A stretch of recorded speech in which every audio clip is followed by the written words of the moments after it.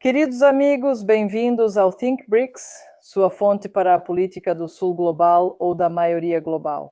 Hoje, estamos nos reunindo novamente com Leonid Savim, nosso primeiro convidado da nossa primeira entrevista online em 2023. Agora, Leonid está conosco pessoalmente no Instituto Zaragrad, onde atua como analista-chefe. Leonid, seja bem-vindo ao Think BRICS. Estamos felizes que você aceitou o nosso convite novamente. Obrigado. Leonid lidera a Fundação Fidel Castro em Moscou e traz um conhecimento profundo, eu diria, sobre a política latino-americana. Hoje estamos aqui para discutir os principais acontecimentos na região, desde a parceria dos BRICS até as dinâmicas de poder em mudança. Então, nosso foco hoje é Cuba. O presidente Trump intensificou recentemente sua pressão e ameaças contra Havana, visando uma mudança de regime até o final de 2026 por meio de bloqueios. E eu não sei, pressão interna, Leonid. Quais são as suas preocupações em relação ao futuro de Cuba? Como diplomata, estou profundamente preocupado com Cuba, porque além de muitas décadas de bloqueio e sanções dos Estados Unidos, agora vemos que a situação está mais perigosa, porque Washington está muito satisfeito com a operação bem-sucedida em Caracas contra Maduro, e eles já disseram que o próximo talvez seja Cuba, eu acho. Além disso, o Irã é um país alvo dos interesses americanos. E, claro, há muito mais razões pelas quais os Estados Unidos precisam conquistar Cuba. Não só porque é um país socialista muito forte, como um exemplo para muitos outros países na América Latina e na África, também por causa da história de solidariedade de Gauana com países africanos e asiáticos, e também porque é uma espécie de bastião contra o imperialismo americano. E nós lembramos da peça Heron, foi a primeira vitória quando os Yankees foram derrotados pelos patriotas cubanos.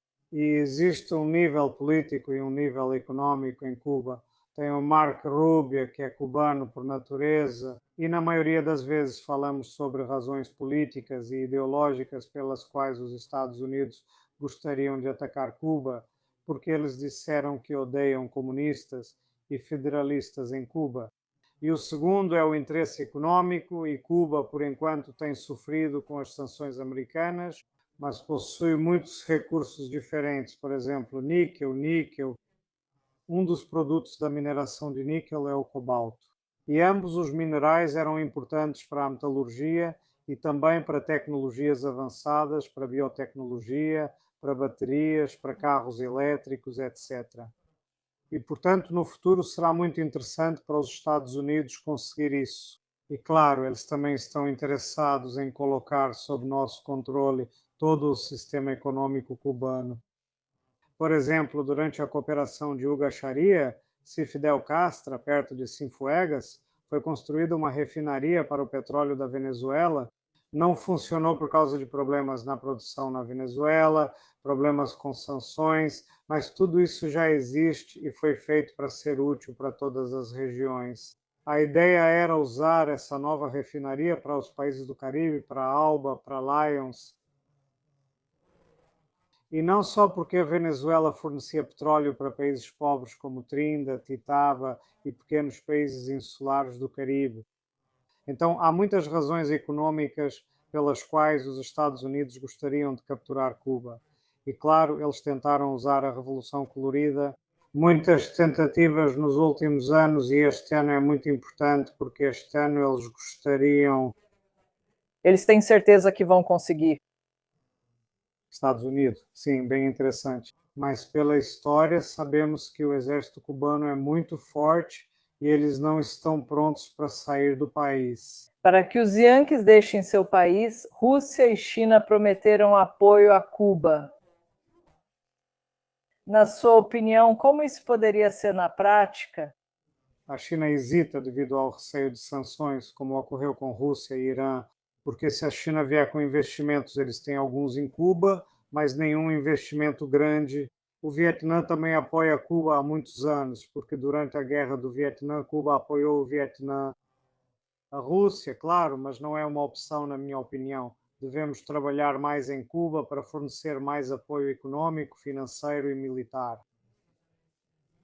Especialmente porque, nos últimos anos, Cuba apresentou ideias de que somos um país que busca a paz, que gostaríamos de trabalhar com soluções diplomáticas, mas agora vemos que isso não está funcionando. Sim, não está funcionando bem quando dizemos que o país está apoiando Cuba.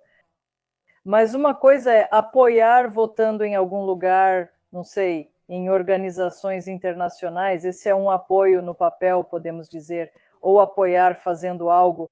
Então, o que você acha? Como a Rússia pode fazer alguma coisa? Acho que a Rússia deveria fornecer assistência militar e talvez reorganizar as bases militares em Cuba. E acho que a liderança cubana está pronta para reabrir a Rússia. Para receber a Rússia e reabrir as bases militares em Cuba.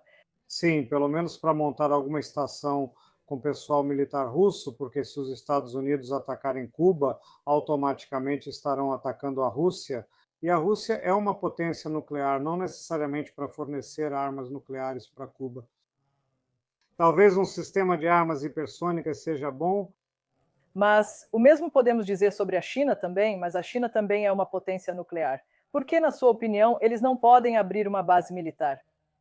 A China pensa de outra forma. Acho que eles não usam nosso material militar no exterior, eles fazem reorganizações, eles fazem isso para destinar mais orçamento para a reorganização, nosso exército.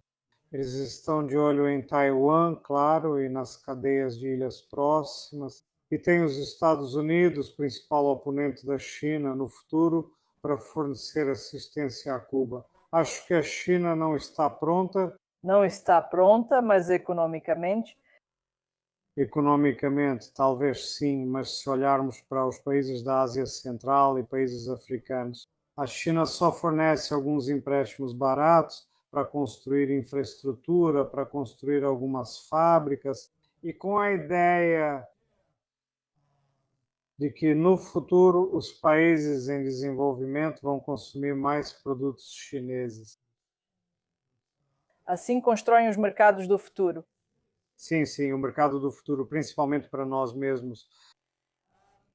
O jornalista ítalo-russo Andrea Lucidi, durante sua recente reportagem da Venezuela, ele também foi a Cuba e, na opinião dele, disse que Cuba pode estar vulnerável atualmente.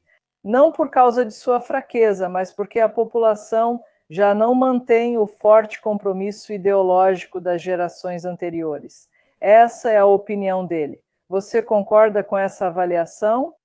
Eu não concordei porque analisamos a história cubana há muitos anos. Houve uma situação semelhante, mas houve a Revolução Cubana, e Fidel Castro fez isso de uma forma muito eficaz. E eu acho que a maioria dos cubanos está pronta para defender nosso país. Talvez ele tenha sido influenciado por Goana, porque alguns grupos da sociedade têm dinheiro suficiente, são muito ricos, têm conexões com as famílias nos Estados Unidos, exatamente, sim, e existe um nível muito diferente, então outros cubanos olham para eles. E, claro, não são perguntas fáceis de responder sobre qual porcentagem da população apoia o governo e qual porcentagem não apoia, mas houve muitas tentativas dos Estados Unidos de organizar revoluções coloridas e isso fracassou em Cuba. Então eu acho que sim, existe um tipo de camada que não vai defender Cuba, mas a maioria das pessoas vai. Então, o espírito de Cuba livre existe.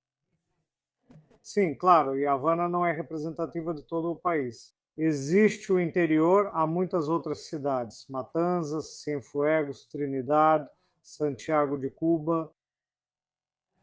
Vamos falar agora sobre a doutrina Don Roy, que não foi mencionada nos últimos dias. Então, a doutrina Don Road busca consolidar a influência dos Estados Unidos em toda a América Latina por meio de uma combinação de pressão e incentivos.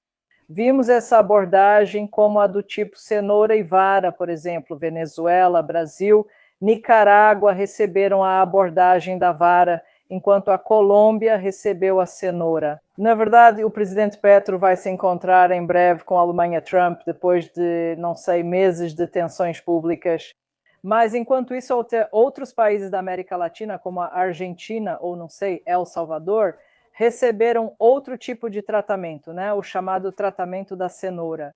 Então, com incentivos destinados a afastar ou distrair esses países da China e da Rússia, membros do COP-BRICS.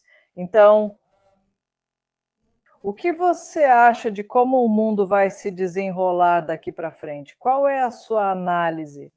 Por que não é tão fácil, na minha opinião, distrair esses países da influência da China?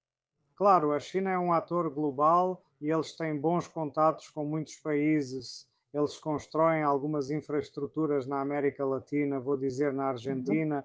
Talvez o governador gostaria de afastá-los de lá, mas isso não é possível, porque em nível regional e local, alguns negócios ainda estão ativos e interagem com os parceiros chineses.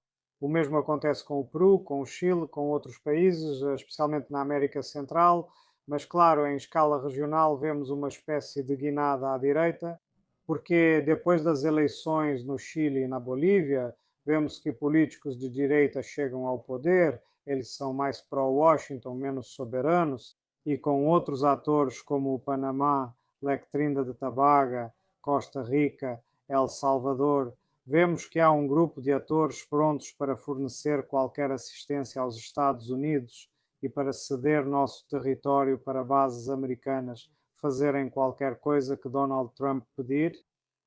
Outros países prefeririam não fazer o mesmo, no Brasil, por exemplo.